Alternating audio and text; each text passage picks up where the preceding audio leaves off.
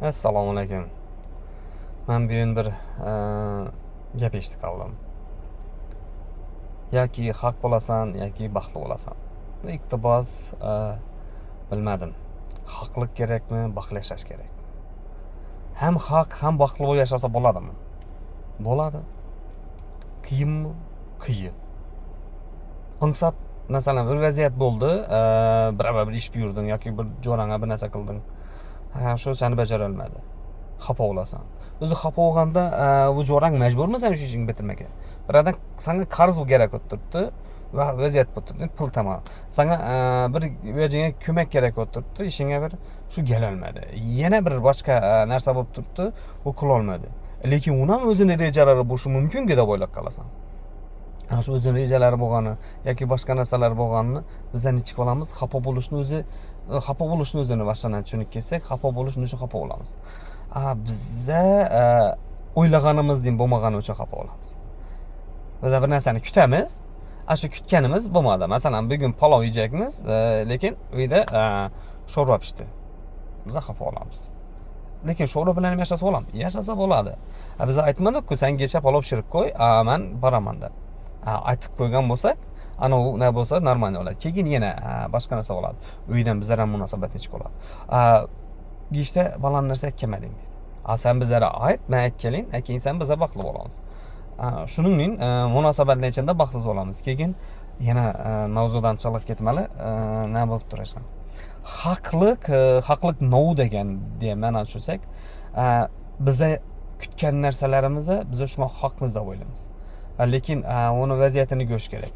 U biza bir ish buyursak, ana shu ishni qilmadi deb o'ylaymiz. U nima uchun qilmadi? O'zi xohlab qilmadimi? Erinib qilmadimi yo uspet etolmadimi? Masalan, hammasi uch xil. Masalan, xohladi, sana isyoni bor. Seni shu aytgan ishing etasi yo'q yo boshqa narsa yo'q. Shuning uchun u ishni qilmadi. Men aniq qilmadi. Xohlamadi, shunchaki erindi, o'tirdi, boshqa ishlar bo'ldi, telefoni chalg'idi, boshqa narsa bo'ldi. Shu bilan ketdi, o'zini yaqqan bir narsalar bilan ketdi. U prins xohlamaslik bilan majbur qilmaslik narsa yo'q. Keyingisi uspet etolmadi. Masalan, ish bo'lib qoladi, uspet etolmay qolib ketdi. U boshqa narsa. Ana uni qarab turgan bo'lsa, qaraysan. Erinib, masalan, ketdi, xohlab qilmadi. Nima uchun? Sen undan birini aytgan bir gaplaring balkim uni ko'ngli og'ribatgandi. Shu vaqtda sen bir xapat qo'ygansan, shuning uchun qilmagandi. Shu o'rinni borasdan o'ylab ko'rasan. Nima uchun bo'ldi bu deb. Aslan gaplashgan bilan chiqadi. Keyin eringan bilan, erinishdan ham ko'rasan. Ishni chiqib turibdi, uni bo'lib qo'yib turibdi.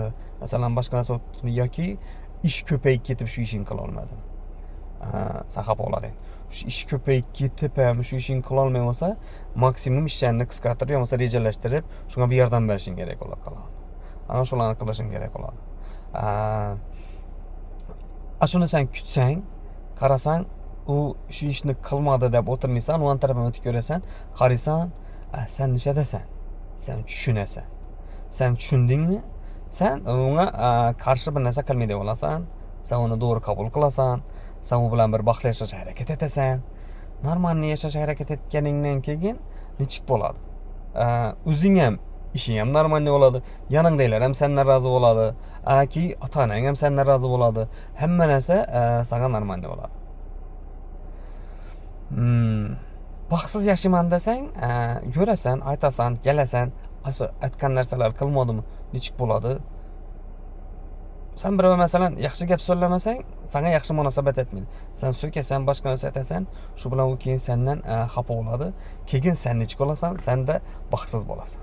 Haqsan, ishing bitirmadi. Sen o'ylagan hech narsang bo'lmadi. Lekin sen kelganing bilan baxtsizsan. Yo'q, kelding, ish uspet etolmading. Masalan, oddiy narsani oladi, sen aytgan ishga uspet etolmay qoldi. Boshqa ishlar bilan chiqqanda uspet etolmay qoldi. Sen tushunasan, uspet etolmaysan. Sen mana aytib qo'y desang, sen o'tirgan yeringda bir zamonda shuni qiladi, u ishing ham bitadi. Uni ham tushunasan, ham sen baxtli bo'lasan. Qaysisi muhim? Bu hammasi yozib turgan narsalar. O'zim uchun yozib qo'ygan narsalar. Endi o'zimni ichimdagi gaplar, boshqa narsalar, balkim yana biri shuni o'ylab o'tirgandi. Masalan, bilmaymiz-ku. Hozir hammamiz telefonda bo'lib ketgandan keyin, shuning aslan o'zim uchun videoga yozib, o'zimga bir blokka qo'yib boshladim aslan. Jonlaringiz sog' bo'lsin, omon bo'linglar. Like, подписка.